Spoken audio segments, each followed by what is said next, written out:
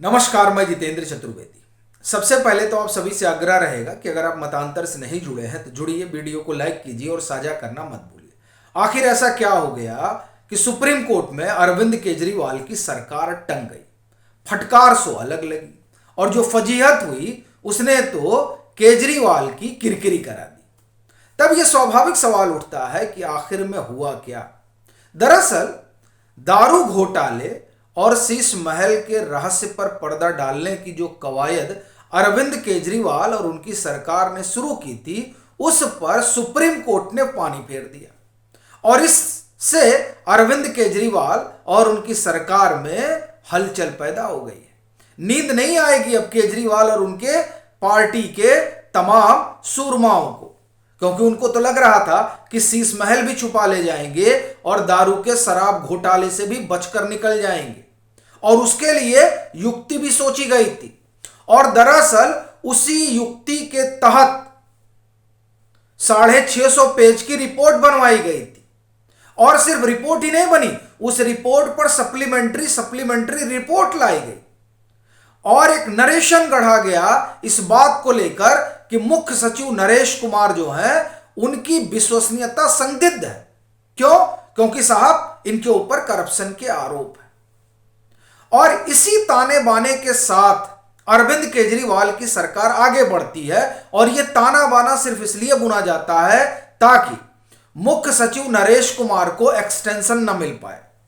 कोशिश यह होती है कि उनको बर्खास्त कर दिया जाए, क्योंकि अगर वो बने रहेंगे तो अरविंद केजरीवाल और उनकी सरकार के लिए संकट बड़ा हो जाएगा। वो इसलिए क्योंकि जो दिल्ली का शराब घोटाला है, जो शीश महल घोटाला है, और ऐसे ही तमाम जो घोटाले अरविंद केजरीवाल की सरकार से जुड़े हुए हैं, उनकी फाइलों के बारे में जानकारी ठीक ठीक अगर किसी के पास है तो मुख्य सचिव के पास है।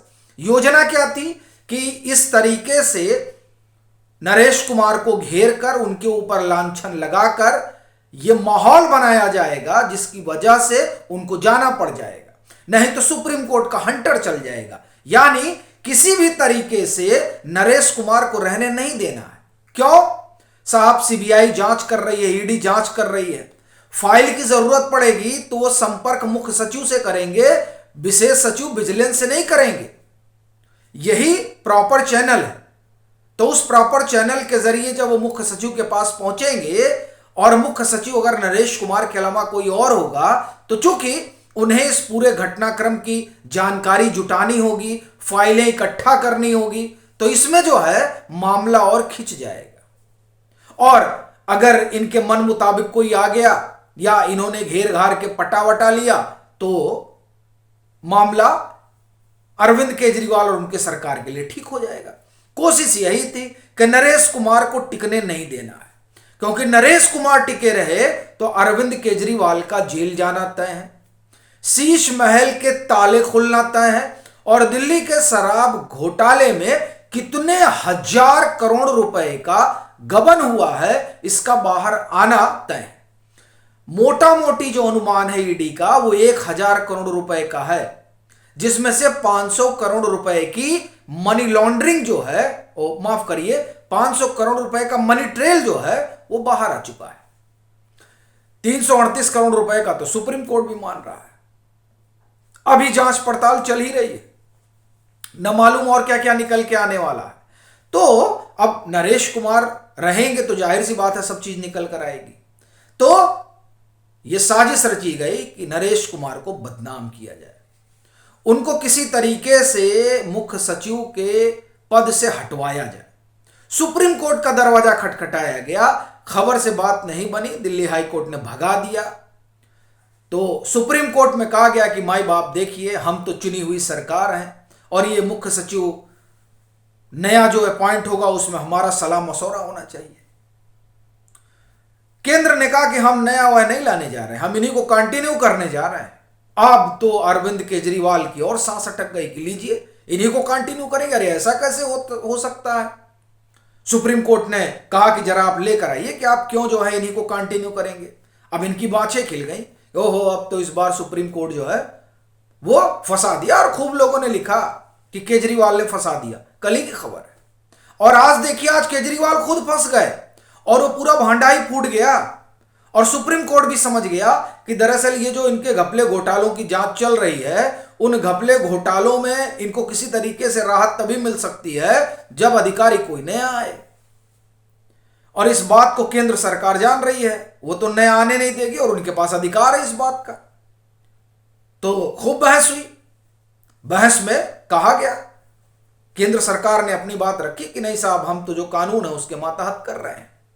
अब सुप्रीम कोर्ट भी क्या करे, सुप्रीम कोर्ट भी कानून के हिसाब ही से ही सब कुछ चलता है। हाँ, अरविंद केजरीवाल के लिए संविधान वगैरह कोई मायने नहीं रखता है, क्योंकि अगर संविधान मायने रखता तो जब दिल्ली सेवा कानून आ गया तो उनको उछल कूद करनी नहीं थी। लेकिन नहीं साहब, केजरीवाल साहब के लिए तो नियम कानून कोई मायने नहीं रखता, तो इसीलिए वो चुनौती देने चले गए थे कि ना ये जो कानून है ये गड़बड़ है।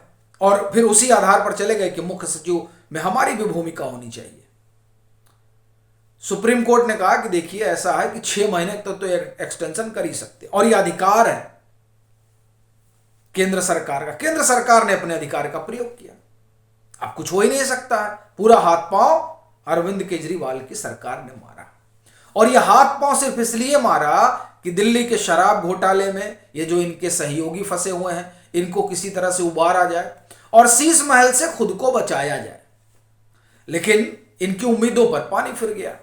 नरेश कुमार कंटिन्यू रहेंगे, सुप्रीम कोर्ट ने हरी झंडी दे दी। अब लीजिए, अच्छा, ये तो एक मामला ही है। दूसरा एक और मामला है जिसमें अरविंद केजरीवाल की फजीहत हो गई। वो क्या है? देखिए साहब, रैपिड रेल के लिए पैसा तो इनसे निकल नहीं रहा था, निकला थोड़ा सा बहुत। जब आप एक तरह से समझिए कि सुप्रीम कोर्ट ने भगा दिया, तब जाकर पैसा निकला। अब देखिए, सुप्रीम कोर्ट तो डंडा लेके कूटेगा नहीं। सुप्रीम कोर्ट की टिप्पणी ही बहुत बड़ी चीज होती है, क्योंकि सुप्रीम अदालत है। और सुप्रीम अदालत जब किसी राज्य के मुख्यमंत्री, यानी उस राज्य की सरकार, केंद्र शासित प्रदेश की सरकार को संबोधित करते हुए अगर ये कह रहे हैं कि अगर आपने ये पैसा रिलीज नहीं किया 1 हफ्ते के भीतर, तो आपका विज्ञापन का फंड सीज कर दिया जाएगा, ये दरअसल बहुत बड़ी टिप्पणी है उस सरकार के लिए जिसको लेकर माननीय न्यायालय ने किया था। यानी अरविंद केजरीवाल को इस टिप्पणी के बाद तो मैं ये कहूंगा कि अपना पद छोड़ देना चाहिए था। इतनी लताड़ पड़ी, तब आपको लगा कि नहीं। और फिर देखिए, सार्वजनिक हो गए। इनका जो सबसे बड़ा हथियार था, उस हथियार पर ही ताला लगा दिया। सुप्रीम कोर्ट का मैं ताला लगाने जा रहा हूं। अब ताला ना लगे इसलिए थोड़ा सा पैसा जारी कर दिया। सुप्रीम कोर्ट ने कहा थोड़े से पैसे से बात नहीं बनेगी, पूरा पैसा जारी करो। यही रैपिड रेल वाला जिसको ये दे नहीं रहे थे, कहते हमारे पास पैसा ही नहीं है, विज्ञापन के लिए पैसे भरे पड़े हैं।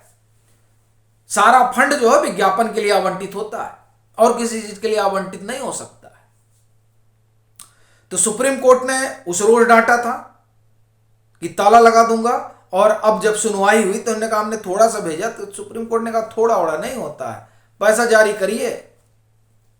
यह स्थिति है अरविंद केजरीवाल की। मैं आपको पढ़कर सुनाता हूं दोनों चीजें कि क्या क्या ऑब्जर्वेशन रहे सुप्रीम कोर्ट के। पहला तो मुख्य सचिव वाले मसले में, और दूसरा इनके मसले में, इनके यानी जो सुप्रीम कोर्ट ने फटकार लगाई। देखिए, सुप्रीम कोर्ट ने क्या कहा, आधे से काम नहीं चलेगा, पूरा पैसा देना होगा, लीजिए। और ये कह रहे हैं कि हमने थोड़ा सा दे दिया।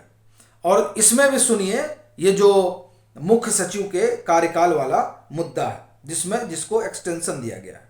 देखिए, ये जो सीजीआई की अगुवाई वाली खंडपीठ थी, केंद्रीय गृह मंत्रालय को मुख्य सचिव का कार्यकाल बढ़ाने का अधिकार है, जो संविधान की राज्य सूची की 7वीं अनुसूची की प्रविष्टि 1, 2 और 8 से संबंधित सभी मुद्दों का निपटारा करता है। इनमें कहा गया है कि